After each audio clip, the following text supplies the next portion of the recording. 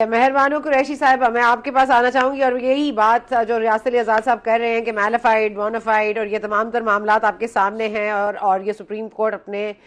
جو فیصلے ہیں ان کو امپلیمنٹ کرنے کا یہ حق بھی رکھتا ہے، لیکن آج یہی آرگیومنٹ ہو رہی ہے کہ کیا سپریم کورٹ سپریم ہے یا پارلیمنٹ سپریم ہے۔ اب آپ کی سیٹوں کا مسئلہ ہے، اب آپ جتنی مرضی اپیل میں جائیے، اب آپ کی سنوائی ہوگی، آپ کو کیا لگ رہا ہے؟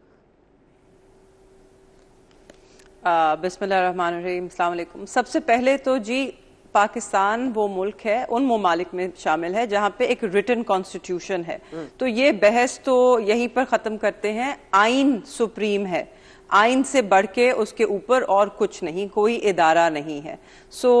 پارلیمنٹ جو ہے اس کو استحقاق ہے لیجسلیشن کا، اور سپریم کورٹ کو استحقاق ہے کہ وہ آئین کی تشریح کرے۔ اور یہ حکومت جس قسم کی قانون سازی لے کر آ رہی ہے اس سے تو صاف ظاہر ہے کہ وہ یہ بھی نہیں چاہتے کہ سپریم کورٹ جو ہے وہ آئین کی تشریح کرے، کیونکہ ان کو سپریم کورٹ کے آرڈرز پسند نہیں آ رہے، انہیں سپریم کورٹ کی جو آزادی رائے کا وہ اظہار کرتے ہیں ان کو ان کی آزادی بھی نہیں سمجھ آ رہی، اس لیے وہ چاہتے ہیں کہ وہ ایک فیڈرل کانسٹیٹیوشنل کورٹ لے کر آئیں جو سپریم کورٹ کے تابع نہ ہو مگر جس کے تابع باقی سارے کورٹس ہوں، اور جو کانسٹیٹیوشنل کورٹ ہے وہ تابع ہو صرف اور صرف حکومت کے،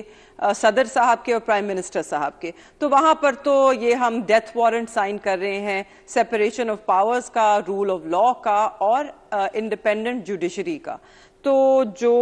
حکومت کے انٹینشنز ہیں وہ تو بڑے صاف ظاہر ہیں، اور ان کی بدنیتی ان کے ہر اقدام میں اب نظر آنی شروع ہو گئی ہے، اب اتنی واضح ہے کہ صرف تحریک انصاف یہ دعویٰ نہیں کر رہی، اب بار کاؤنسلز میں وکلا جو ہیں، عام شہری جو ہیں، ان کے سامنے بھی یہ صاف ظاہر ہو گئی بات کہ کس بدنیتی سے اور کس وجہ سے لیجسلیشن کی جا رہی ہے، کس طرح سپریم کورٹ کے جو اختیارات ہیں ان کو ختم کرنے کی کوشش کی جا رہی ہے۔ اور جمہوریت تو انہوں نے دیکھیں 9 فروری کے دن ہی ختم کر دی، جب انہوں نے عوام کے ووٹ کو مسترد کیا۔ لوگوں نے ووٹ کسی کو دیا، بیلٹ باکسز کھلے، اس میں سے نکلا کچھ اور اعداد و شمار ہوئی کچھ اور۔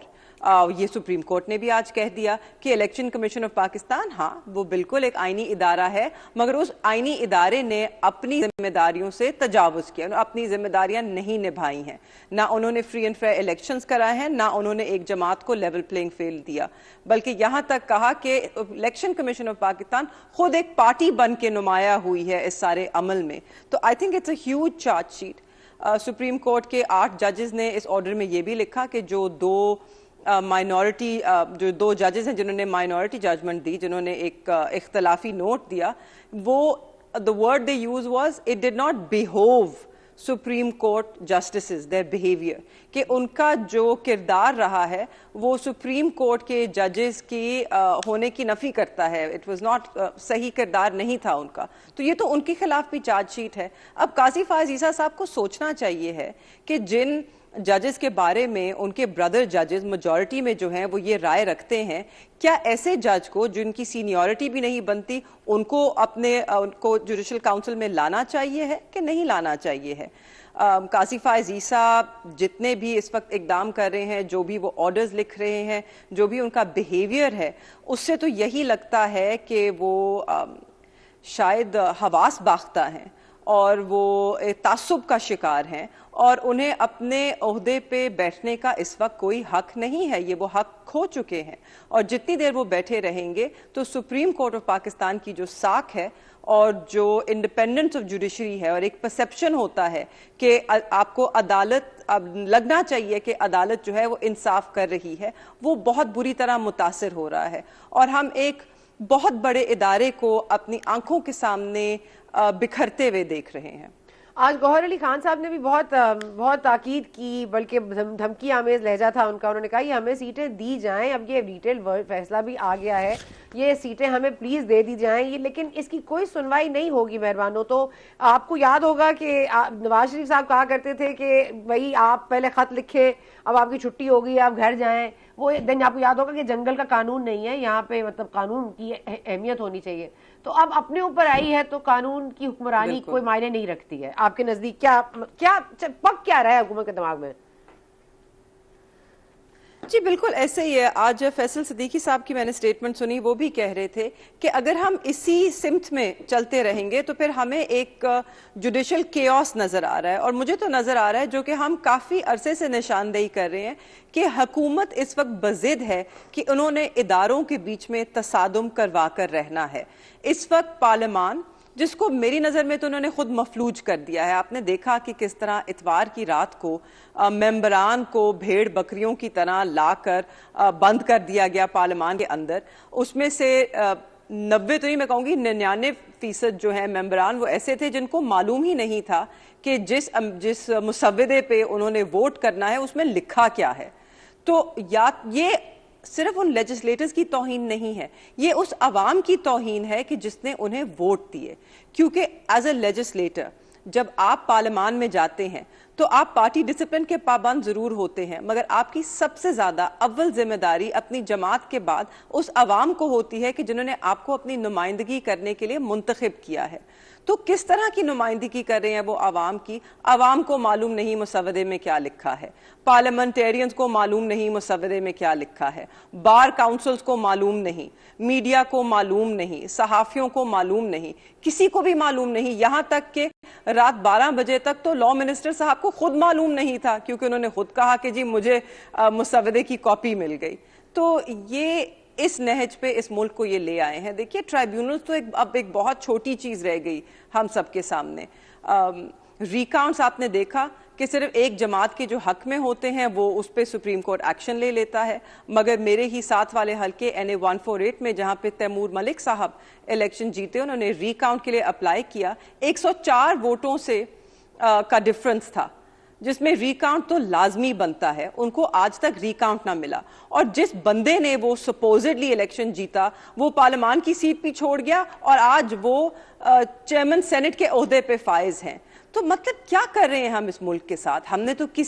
نہ کسی ادارے کی, نہ کسی عہدے کی, نہ کوئی ساکھ چھوڑی, نہ اس کی کوئی عزت چھوڑی. تو کیا اس طرح ملک آگے چل سکتا ہے؟ اچھا ٹھیک ہے, میں آپ کے پاس آنا چاہوں گی. سر آپ نے مجھے گنوا تو دیا ہے کہ کنٹیمپٹ کیسے لگ سکتی ہے, 191 کیا کہتا ہے, 227, 190, 204 ABCD سب کنٹیمپٹ میں نے ازبر یاد کر لیا ہے آزاد صاحب. لیکن یہ جو ہماری وکلا تنظیمیں ہیں, ہمارے بار کاؤنسلز ہیں, جنہوں نے پہلے بھی ان چیزوں پر تھوڑا سا ظاہر اپنا ناپسندیدگی کا اظہار کیا ہے, کیا اس سے کوئی حکومت کی مطلب حکومت کیا کرنا چاہتی ہے؟ مجھے سمجھ نہیں آ رہی کہ عدالتی پیکیج کے تھرو کہ ایسا کیا ہو جائے گا جس کی وجہ سے سب سسٹم جو ہے وہ نظام کو درم برم کر دو, لیکن بس اس کو منظور کروا لو. حکومت یہ چاہتی ہے, سنا پنجابی دا ایک جملہ ہے کہ ایک اپنے پاؤ گوشت دی خاطر اگلے دی مرض جیڑی نہ وہ مار دیو تو کوئی پرواہ نہیں. ان کے لیے اپنی حکومت بچانا اور حکومت کرنا اولین ترجیح ہے. اس ملک کا آئین ضروری نہیں ہے, اس ملک کی عوام ضروری نہیں ہے, اس ملک کا قانون ضروری نہیں ہے, اس ملک کے اندر کسٹم اور رواج اور اچھی روایات ضروری نہیں ہے, اس ملک کے اندر ان کے نزدیک پارلیمنٹری جو پارلیمانی روایات ہیں وہ معنی نہیں رکھتی, اس ملک کے اندر جو کسٹم ہے جو ڈیموکریسی کے وہ ضروری نہیں ہے. ان کے نزدیک وہ کیا کہوں اس کو کہ انہیں اپنے علاوہ اور کچھ اس میں نظر ہی نہیں آتا. ضمیر جعفری نے کہا تھا کہ پارلیمانی نظام حکومت کو اچھا لگتا ہے لیکن اس میں عوام نہ ہو. از رائے مزاح انہوں نے بات کیا تھا, نواسا ہونا چاہیے لیکن رشتے کے بغیر یہ ہونا چاہیے. تو ان کی ایک مزاحیہ نظم تھا. یہ اس طرح سے یہاں پہ جو 24 کروڑ عوام ہے وہ میٹر نہیں کرتی. دیکھیں آج اگر سنا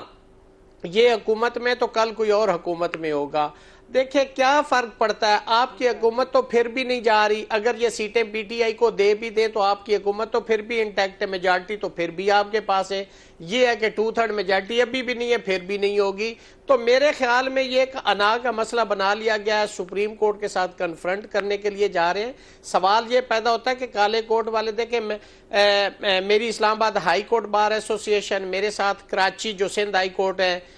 ریحان عزیز ملک صاحب, انہوں نے میرے ساتھ رابطہ کیا, میرے ساتھ صدر لاہور ہائی کورٹ بار نے رابطہ کیا، میرے ساتھ بلوچستان بار کونسل والوں نے، ہم سب ایک پیج پہ، کالے کوٹ والے تو ایک پیج پہ، سوائے ان لوگوں کے جو اس وقت حکومتی دیے گئے عہدوں کے اوپر براجماع ہے۔ ہم نے تو، ہمارا تو کسی کے ساتھ کوئی مفاد نہیں، نہ اپوزیشن کے ساتھ نہ حکومت کے ساتھ، ہم آئین اور قانون اور ملک اور اس عوام کے ساتھ ہیں، اور کالے کوٹ والے ہمیشہ یہ چاہتے ہیں کہ اس ملک کے اندر آئین اور قانون کی بالادستی ہو، جمہوری نظام پھلے پھولے اور رول آف لاؤ۔ اگر یہ چیزیں ہوں گی تو ملک کا باقی سارے جو نظام ہے وہ بہتر ہو سکتے ہیں، لیکن چونکہ حکومت کو کچھ مجبوریاں ہیں اور انہی مجبوریوں کے ناطے میں وہ شاید انہوں نے اپنی پھر ایک ہی جگہ پہ یہ کلی پھنسا رکھی ہے کہ یہ کرنا ہے، سپریم کورٹ کو ہم نے وہ کرنا ہے۔ دیکھیں میجارٹی ویو ہے تو آپ اس کو امپلیمنٹ کیے بغیر کیسے جان چھڑوا لیں گے؟ نہیں ہو سکتا۔ سوال یہ پیدا ہوتا ہے کہ اگر ایسا نہیں ہو سکتا تو پھر آپ کے سامنے وہ پرائم منسٹر جس کو کہا گیا تھا کہ خط لکھیں، انہوں نے خط نہیں لکھا تھا، وہ گھر چلے گئے۔ اب یہاں پہ